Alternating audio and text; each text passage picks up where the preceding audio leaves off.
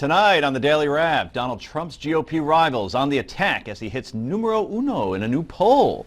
Jeb Bush also under attack for comments he made about American workers. Should businesses have to pay for employees' birth control? And after the latest cyber attack, the director of the Office of Personnel Management goes bye-bye. This is the Daily Wrap, live from New York City.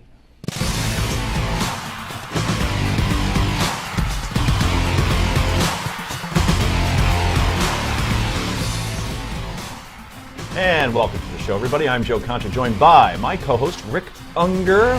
Friday night. Absolutely. Friday night, thank goodness. And a lot to talk about, including today. A GOP candidate that's making some ripples. Who would Donald that be? Trump.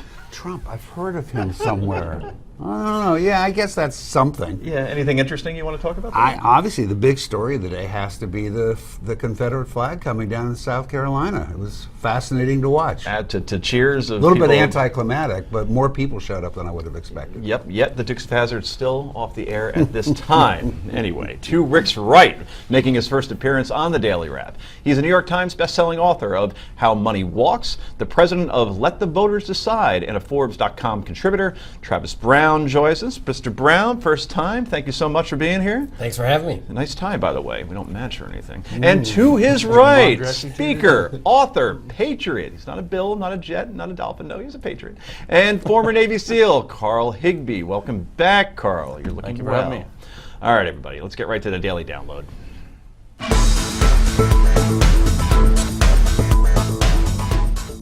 Rick Perry, he did a lousy job on the border when he was governor of Texas. What a horrible job he did. Worse than him, though, is Jeb Bush. Jeb Bush is a disaster in so many different ways.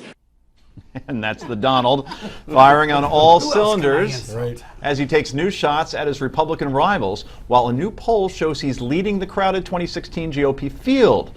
Trump now has 15% of the Republican vote in the Economist YouGov survey. Jeb Bush, Rand Paul are still within the poll's margin of error. At this point, we can't call Trump a novelty.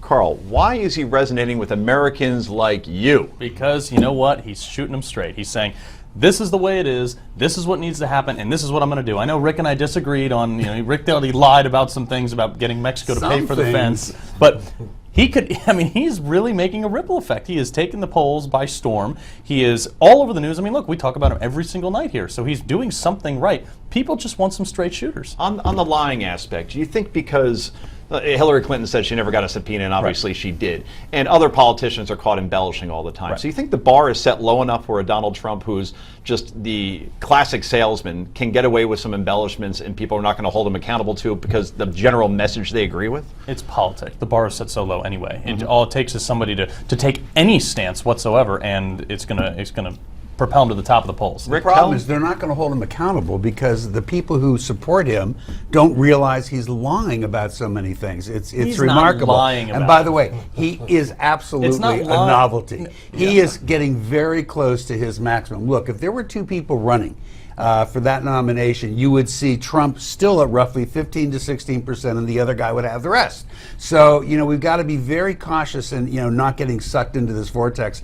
It's 999 all over again. What was his name? Herman Cain? Yeah, he might be I remember when early. He was in first place. He might be peaking early, but that's what it was. It was a stance, and then he allegedly molested like 40 girls or something like that. But it is the dog days of summer too, right? We have a low news cycle. Yes. We're all waiting for something else to turn. He's saving our butts is what he's doing. You're absolutely right. An honest man. Look at that. I like that. I have to call you out on something, though. I do recall on this show you said he was hitting his maximum around 11%. And that poll shows him 15. Actually, Yep. I'll tell you lied. He could be at 75. I lie all the time. I'll tell you what. I will give you this. I actually didn't say 11. I thought he'd go to 15. Okay. But what I will give you, if you look at the poll today and look at how many people put him in second place in their minds, that's at 7.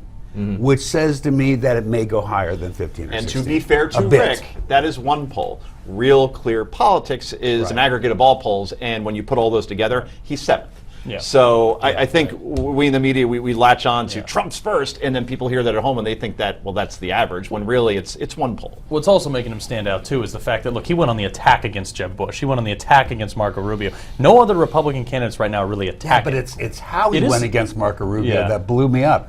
He actually said last night, he said that if Marco Rubio were to be elected president,